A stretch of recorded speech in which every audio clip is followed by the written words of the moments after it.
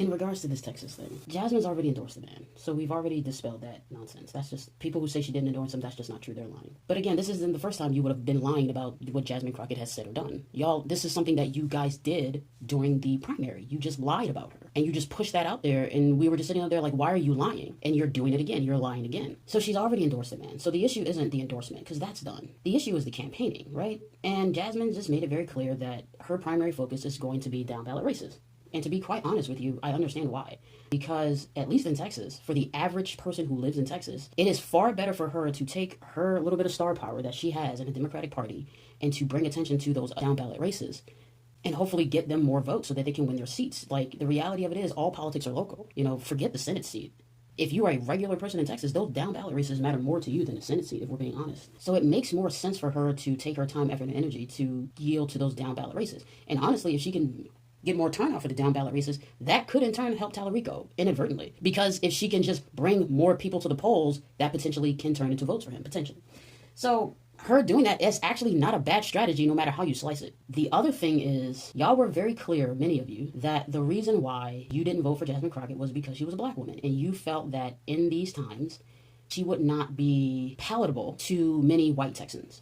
That was your estimation. Okay, we accepted that. Many of you explicitly stated that the white man of faith would be more competitive against like a Ken Paxton or whomever he was going against. So it doesn't make any sense for her to jump out there because she could potentially hurt his ticket. And then it hit me. The issue isn't that you want her to help him campaign for white votes.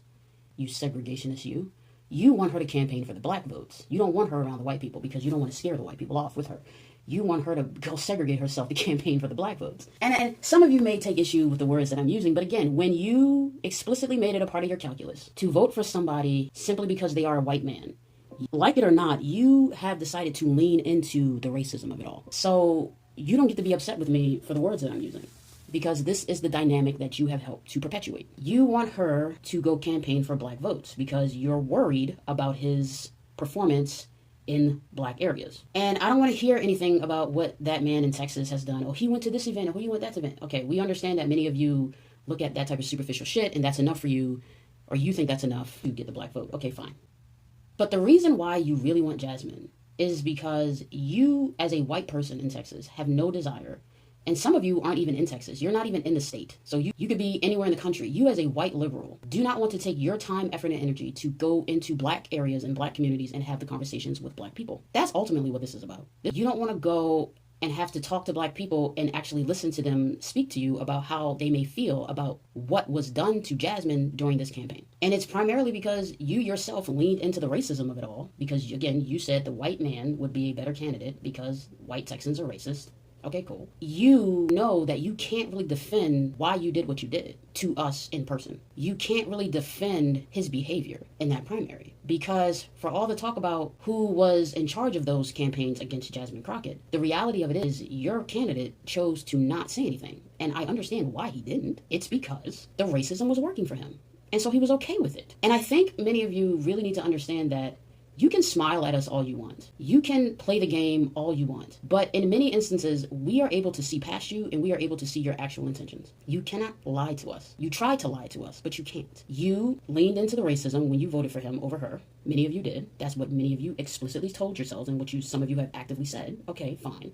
And your candidate also leaned into the racism because, again, it benefited him. You are willing to lean into the racism when it benefits you. And to be quite honest with you, why should we ally with people who are like that? Why should we listen to anything that you have to say? You don't even have the courage to stand up to it in the minor moments. I know you're not going to have the courage to stand up to it when it matters. And for all the talk of, well, we need the Senate. We literally have 7 other states in play. For those of you who are unaware, there are 7 other states that are in play right now. There's Alaska, Georgia, Iowa, Michigan, New Hampshire, North Carolina, and Ohio. We only need 4 of those to flip the Senate. Would it be nice if we had more? But yeah, but realistically, we only really need 4 to flip it.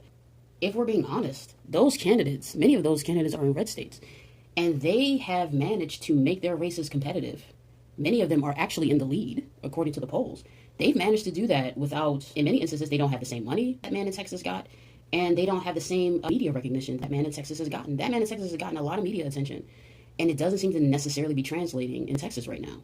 But these other candidates have managed to make their races competitive in red states for the Democratic Party all on their own. So if the objective is to just flip the Senate, if we're being honest with ourselves, the best play is to focus on these other states. That is genuinely the best play. If it's just about numbers, it is best to focus on those 7 other states with those other candidates who have managed to make something move and shake without much intervention, if at all, any. So we don't necessarily need Texas, if we're being honest. I'm not saying you can't vie for Texas, but we have 7 other states in play right now for the Senate.